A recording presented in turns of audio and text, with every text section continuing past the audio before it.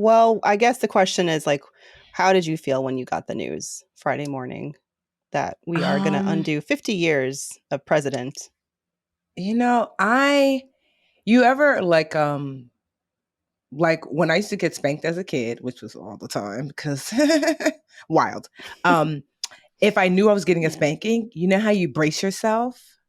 And you're like, okay, right? Hmm. And that's how it kind of felt that like, as soon as I saw Roe versus Wade, I knew and I kind of like braced myself for the impact, but it doesn't actually help, just like when I was getting a spanking as a kid. That doesn't actually help. You mean like It when didn't.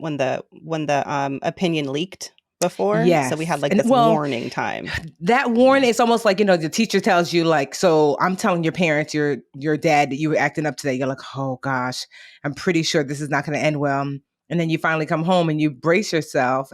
But as soon as the headline came up, I had not even fully read the headline, but I knew already.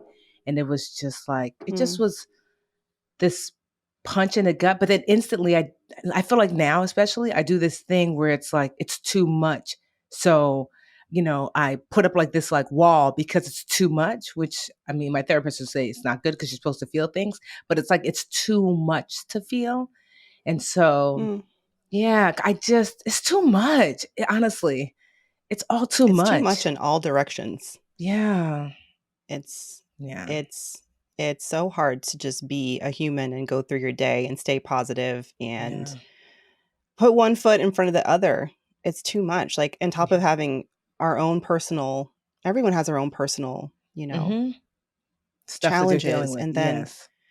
and it's hard enough to deal with that, but then you put on top of it these outside forces. It's so much. But I think, I mean, isn't it? Everyone has their own way of like coping with things. I don't feel like there's a wrong way to do it. I've just felt like an open wound all weekend. Like, Mhm. that feeling where you're just like emotionally raw and Yeah. anything will start me off. Like, even the movies, like, I started to watch one of my favorite comfort movies is like Hope Floats. So dumb. Okay. Oh, It's I with Have you ever love seen it? that. Yes, I love that Sandra movie. Bullock. Who doesn't Fun love fact, Sandy? Forrest Whitaker. Forrest Whitaker directed that movie. Did you know that? No, Fun really, I fact. did not know He that. direct and then I Harry started Connick Googling and he had Jr. directed. Yes! I mean, come on now, that cowboy hat. Oh man, that's how you know I was raised by a white woman. I love that Meanwhile, I movie. was raised by two Africans, and I'm like, girl, I loved it.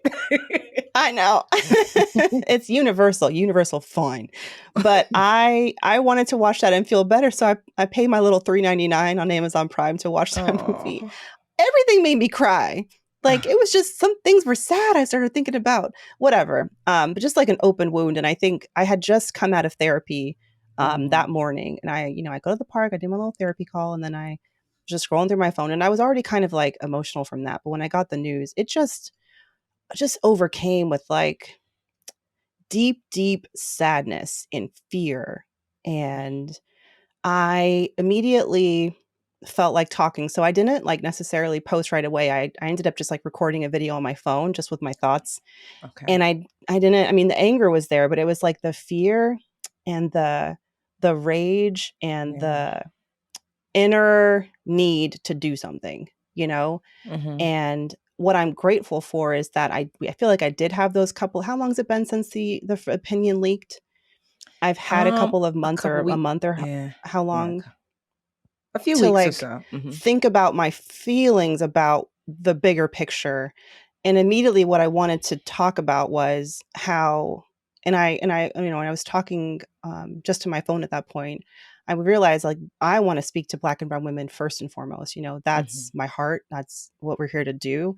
And I wanted the message to be clear that this action, like reversing Roe v. Wade, it's an assault on all women's rights and honestly on everyone's rights, because it's not just a women's issue, and people who have uteruses, it's not just our issue, it's men Mhm. as well.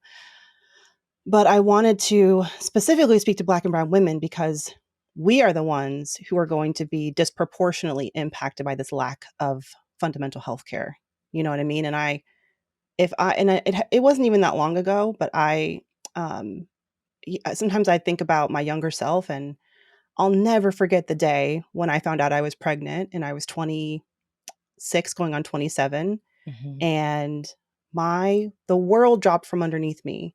But I was so lucky to have the option to choose a different path for myself.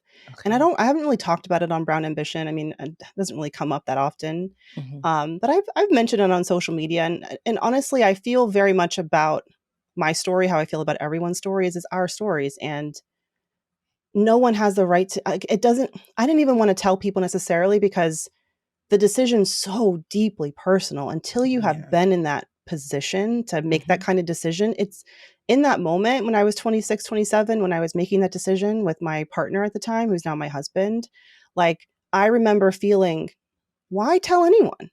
Literally, it's no one's choice but my own, but ours. You know what I mean? Mhm. And even then, I didn't even think it'd be a possibility that there'd come a time when a woman wouldn't be able to make the same choice that I did. And what would my life look like if I had not been able to get the care that I needed in that moment? I would not be sitting where I am today. I would not have this business that I have now. Mhm. My life would have been blown up, you know? And I still would have been one of the lucky ones. I would have been quote unquote fine. But Mhm. there are women who found out Friday morning who went there to make the same choice I did just how many years ago? 8 years ago, and they couldn't make that choice. They were turned away. And that fucking breaks my heart. It breaks my heart. And so when I hopped on to start talking about it, um, and I posted it finally, I realized in that moment, it's actually, I'm glad that I spoke out and just, reminded everyone that, um, like the impact it's going to have in Black and brown women, but Mhm. also reminded my followers, like who the fuck who you're Yes. following, Yes. who I am. Because some people, I realized when I posted that, had another idea about who Mandy Money is and who Child, they Mandy said Woodruff she's Miss Santos is. Southern. That's a Southern lady right I don't know there. who the fuck I don't know how they found my page, but you know what? I was just talking to my Mandy Moneymakers about authenticity on social media and Mhm. sharing your stories so that you're sharing your stories in a way to bring people to you who Mhm. need to find you, Yes. but also sharing it to tell the people who need to lose you where the exit door is. Mhm. You know what I mean? And it was interesting to me to have that moment and also feel like, okay, maybe I should do this like once a year. Just remind Mhm. people where I stand, like a healthy, like they like burn forests down to like have Mhm. the next trees come in stronger. Mhm. I feel like as social media influencers or any like public figure or anyone in general, just remind people who you are consistently so that the people who can find you. A And the people who cleansing need of to sorts. go the other direction, a cleanse, yes, a cleanse of sorts. Um, anyway, it's been very raw, and I don't know, Tiff. I feel like usually there's this feeling of speechlessness and like, well, there's not much we can do, but I know exactly what we can do. Um, so I want to talk about that. Like, first and foremost, I think one, obviously donating to causes, donating to organizations that are helping women who now can no longer get the healthcare they need, find alternative options in other states. So if you can donate to Planned Parenthood, I've also seen people starting funds to cover travel expenses for women and people with uteruses who have to travel far, to get the care they need. And midterm elections are coming up, y'all. November is coming. And we mentioned that before, but I want to remind y'all in some states, they make sure you have to register far, far, far in advance. So if you're not registered right now, register. Go to vote.org, vote.gov, register to vote. And my husband and I, we sat down and we talked about like which political candidates we want to donate to. And living in a state like New York, where things are pretty progressive already, and I'm so grateful that immediately the governor and the mayor both said abortion will stay legal here. Okay. But there are states where they're much more on the fringe. And in those states where there's campaigns where there's a possibility of shift in power, of people who don't believe in a woman's right to choose could be taking over. I think it's important to donate to those campaigns. Those are two, I think, meaningful things to do. And then thirdly, get more financial empowerment for Black and brown women. Like we have to, the more power we have, financial power, power as leaders, influence, this won't happen. Like we can save ourselves, but we have to keep fighting. We have to keep wanting more for ourselves, reaching for the financial gains, reaching for seats at the table. And when we get there, making room for more of us to get to the table, that's when we're going to see real change. I think we're just living in this this diseased world where we have been held back for so long. And until we get to a position of power, more of us, this is going to keep happening. And that's petrifying, but it also gives me hope because I can, like, through Brown Ambition, through the work that we're doing, I see it every day. Black women reaching for that, Black and brown women reaching for that empowerment, feeling empowered. We just need more, more, more. There's like a real shift, you know? I think in times like this, that's the only thing that I guess if there is a glimmer of hope, is that those who thought that voting for Voldemort wouldn't be so bad, those women Yeah. who were like, oh, he can't get into but so much trouble. And now here we are.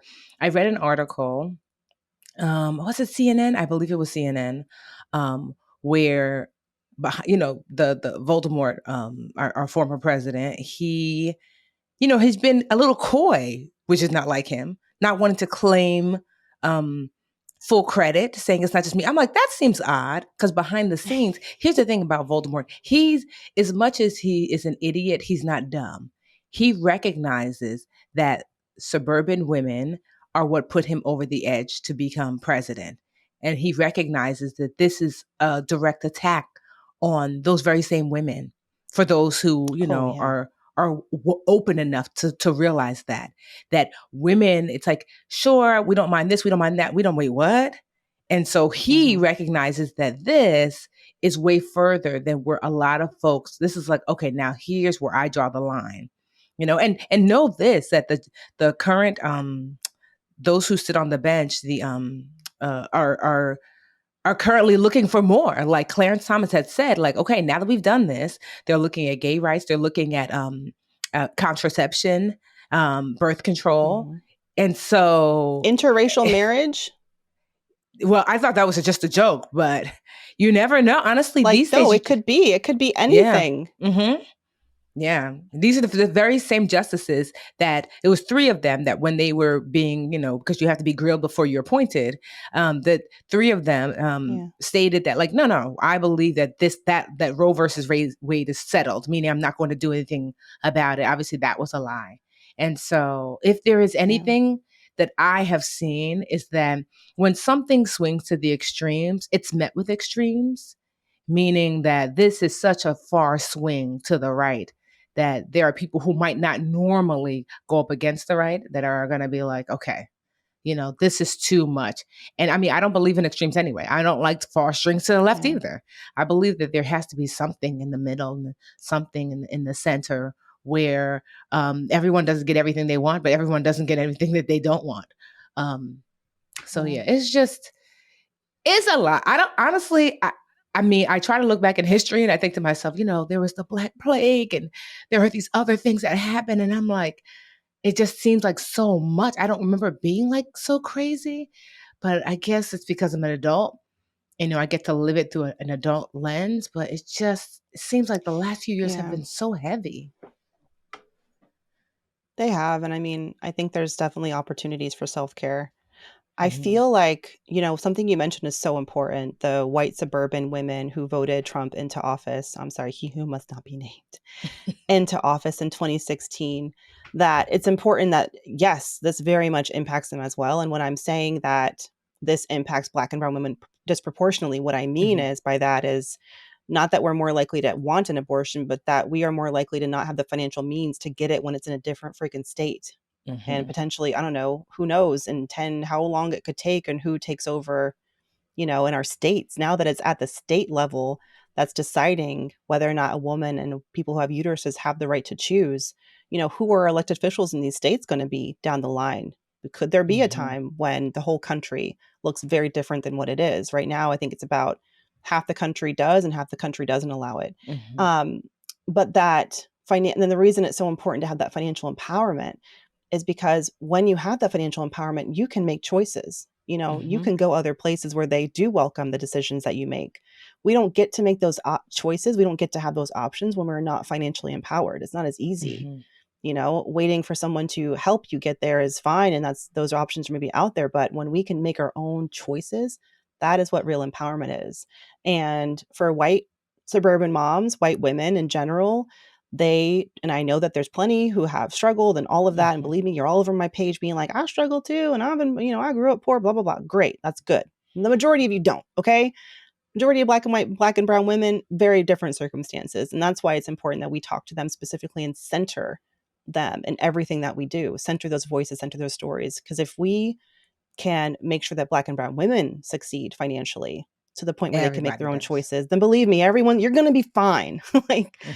us being more empowered financially does not threaten you in any way, shape, or form. Mhm. You know what I mean? And those women, I feel like it's an opportunity for them. Will you stand with us now? Um, and will you stand for not just your rights, but everyone's, people who don't look like Yeah. you as well? We'll see how things shake out. I'm very, very concerned about November. I'll tell you that right damn now.